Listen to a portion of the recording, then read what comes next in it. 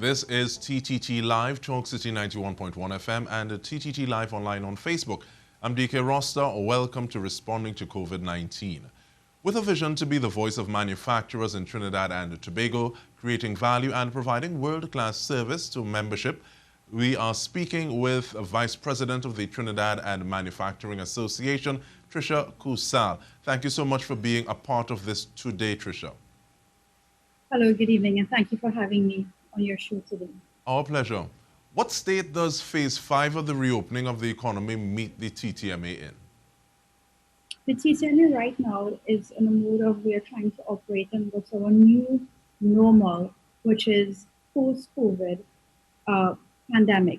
The TTMA is taking all steps in allowing its members manufacturers, their managers, as well as SMEs, in letting them know what is the new normal, what are the requirements that must be implemented, and providing them with tools, knowledge, resources. We are doing webinars for dissemination of information as to what is the new norm, how to reach the new labor market. So it's not just about manufacturers, but also about employees and dealing with HR matters and issues that may arise at times like these. So we're really trying to encompass and incorporate as many different aspects as we can to support local manufacturers and SMEs going forward. Now, speaking to the impact, what kind of impact on labor has the TTMA recorded? And I ask that because you conducted a survey, this is the Manufacturers Association, conducted a survey at the end of April, I believe. What kind of feedback did you get from the people that you spoke with? So we did a survey, and some surprising results, as you may want to say, is the fact that we got good results in the sense that productivity levels did increase in terms of efficiency and effectiveness. We think a reason for this was the use of technology. So meetings were done virtually, as much work would have been done through platforms such as Skype and Zoom. So we feel that this could have contributed to an ease of doing business and not having to deal with regular day-to-day issues such as traffic that we would usually face. It must be acknowledged, though, that not everyone can use technology for conducting business. And we understand that there are laborers, especially on the manufacturing floors in the factories, that can only do their job if they're physically present. The manufacturers that we would have polled have taken this into consideration, and while we start back working, though we may not be able to provide the number of hours, the number of days work that we would have done prior to COVID, we are sort of doing a rotation schedule to ensure that all employees at least get a few hours of work or a few days of work in. So we are trying to mitigate these issues as much as we can and try to adapt and adjust to the environment in which we now have to operate. Now, traffic is coming back.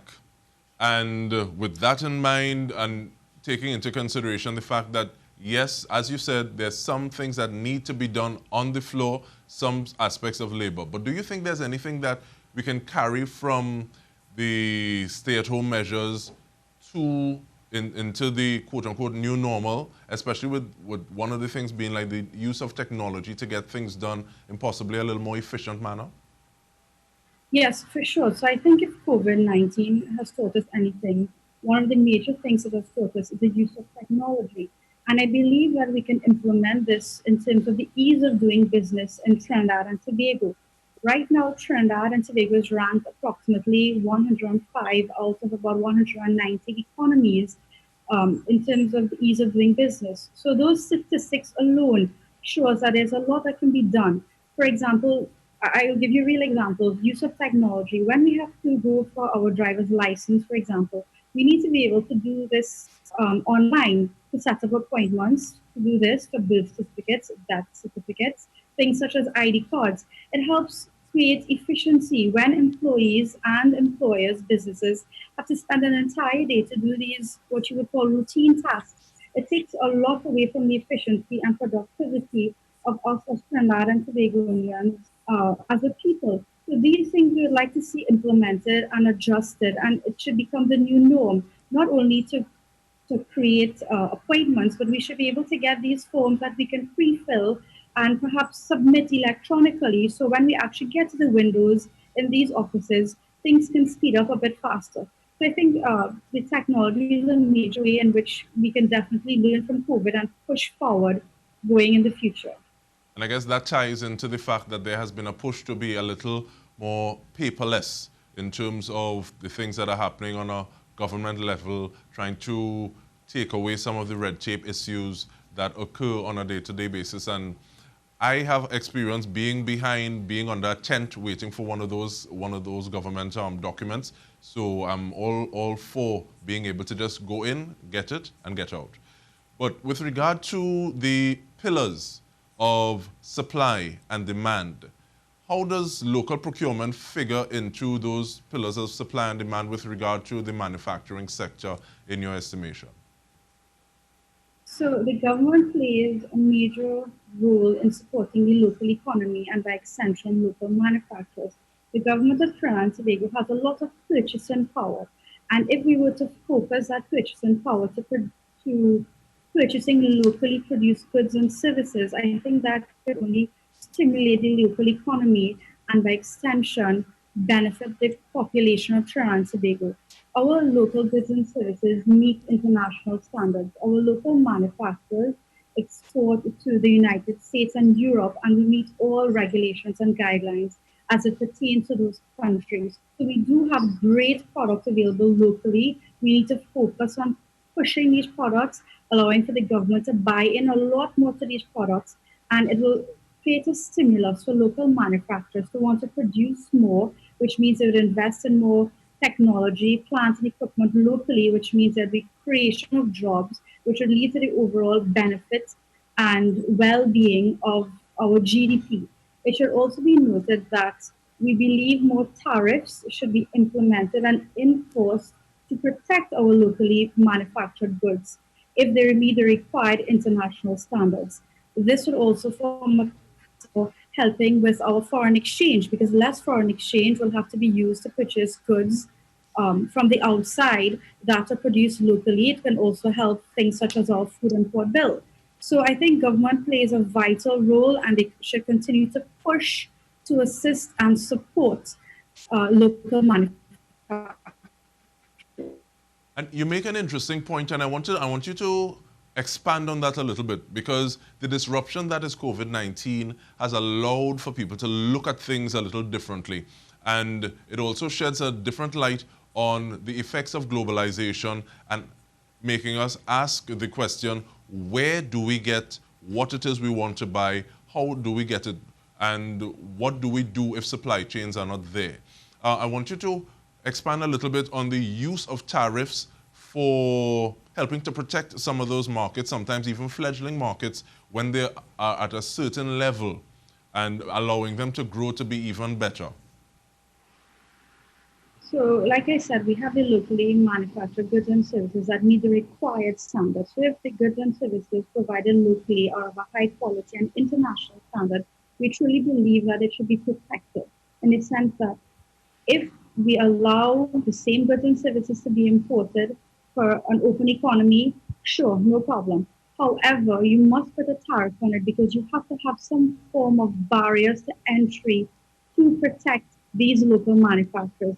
If you allow a medium-sized manufacturer, even a small manufacturer, large to an extent as well, to have to compete with outside competition, it sort of demoralizes these individuals and they will not want to expand and grow and invest as much locally. And that is what the country needs right now.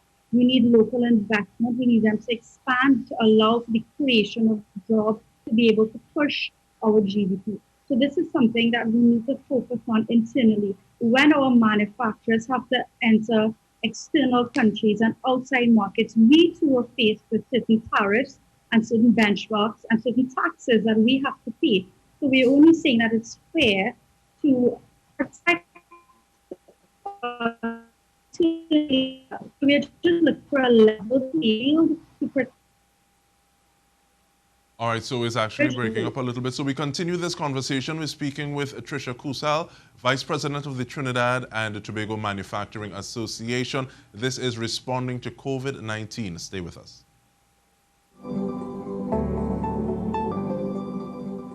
Welcome back. This is Responding to COVID-19. We're speaking with a Vice President of the Trinidad and Tobago Manufacturing Association, Tricia Coosal. Now, Tricia, a little early in the game, there was a health, safety and environment guideline submitted by the TTMA. I'm wondering if you can take us through that and also let us know what else the TTMA is doing to help transition the labor market into the new normal. So the TTMA did work closely with relevant parties, including the government, to submit what we thought were appropriate guidelines for manufacturers to be able to come back out to work in the quickest manner possible. So some of them will be basic as what's implemented throughout the country right now in terms of covering your face with masks or face shields where applicable, ensuring that hands are washed and sanitized at all entry points, maintaining social distancing. We went as far as drafting our lunchroom guides and policies where we set up seats in such a way that you can't have a lunchroom full of people and there must be social distancing in our cafeteria. So we went into as much detail as we can, practically and possibly.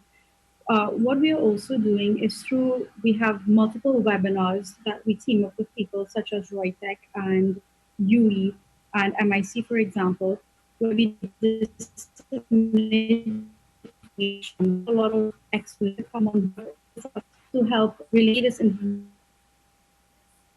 make this information to be, for their knowledge. So we've been doing a lot of these seminars. We've been posting it on our social media. We've been posting it on our website. We've also set up a help desk where you can reach us. We've been handing out email us represents large and medium-sized manufacturers, but also represents small SMEs. So we are doing a lot of dissemination of information and assisting companies as much as we can. Ensure that our maximum while still maintaining our health necessary steps that we must implement as provided by the Ministry of Health.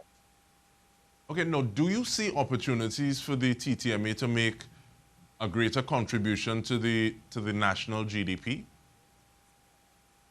Yes, definitely. If we can focus a lot more on manufacturing and try to get away from oil and gas, which is traditionally what has sustained and pushed our economy, I think we can definitely add manufacturing to our GDP. If I'm not mistaken, manufacturing contributes about 20% to our local GDP, which is about $30 billion. So I think there's definitely room for us to expand and for us to grow.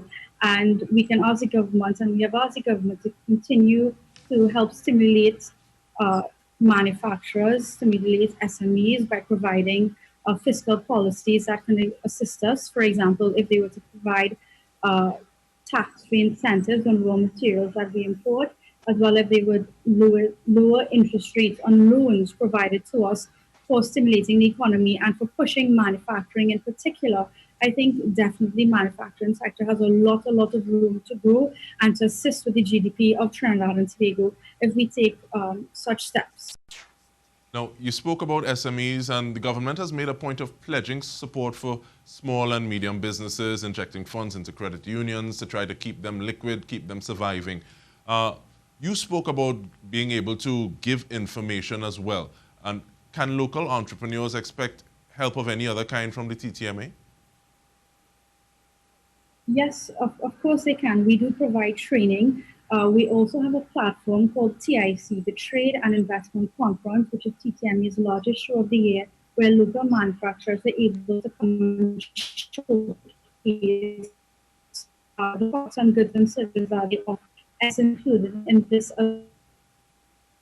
goods and services to the local economy, as in Trinidad and Tobago, but also CARICOM and to the world as well. We set up business-to-business meetings for these SMEs and local entrepreneurs with people locally as well as internationally to help and foster sort of information. We also try to lobby for them and certain things for their voices to be heard in terms of getting grants and reduction of interest rates on these loans. So there's a lot that the TTMA has to offer our SMEs. So how do these SMEs contact the TTMA, in the sense that I see that you all are doing a training in X, and I want to be a part of that. How do I contact TTMA? How do I register to be part of the courses, the webinars that you're speaking about? How is that done? So first of all, you do not have to be a member of the TTMA to register for these courses or webinars that we are currently conducting. You can, on all these flyers, there's contact information, there's an email address, you can call the TTMA, you can email us, you can reach out to any of the members that you may know. So it's quite easy. You can send us a message on our website. We have social media platforms such as Instagram and Facebook. So we are readily available and accessible to anyone that wants to be part of these webinars. Again, you do not have to be a member of the TTMA to be able to access these webinars or this information. You can reach out to us. That begs the question, though, if someone wanted to actually join the association, what are some of the steps that they need to go through? You have to reach out to us, and we're going to make this step quite easily. You're just going to have to provide for us the directors of the company. You sign up, and we basically walk you through the entire stage. It's an easy process that can be done within one day, and we do encourage you to sign up for the TTMA because there are a host of benefits associated with becoming a member of the TTMA. So please feel free to contact us. We have a very competent and able secretariat that takes you through this step, and it can be done within one day. Very good news to hear, and that is some of what you were speaking to in terms of ease of business. And on that note, what is needed now to aid and ease of business in these times? Because you gave some statistics, and we are at a level where we may not necessarily want to be as a nation. I'm sorry, you broke up there. Can you repeat the question? In terms of the factors that would be needed to help aid ease of business, what are some of the things, some of the simple steps or the first steps that you'd like to see done to help aid ease of business? For quite some time now, we would like to see the import and export, our shipping port. That's something that we need to be addressed as soon as possible. For us to be effective, especially in times like these when cost and time play a major role, we find that one shipment, we have members complaining one shipment takes approximately 2 weeks to be cleared at the ports. And that's something that we cannot accept and we cannot work with if we want to be competitive in Trinidad and Tobago, as well as in CARICOM and internationally. So we are asking that if this particular instance of the ports can be looked at and we can have a level playing field and find a fair and definitive way forward, we'll be very grateful if this could be. In terms of moving forward into the new normal, what are some of the first steps? Because yes, people are saying that we cannot go back exactly how we were. It doesn't make sense to do that. Where does the TTMA see itself factoring into that new normal?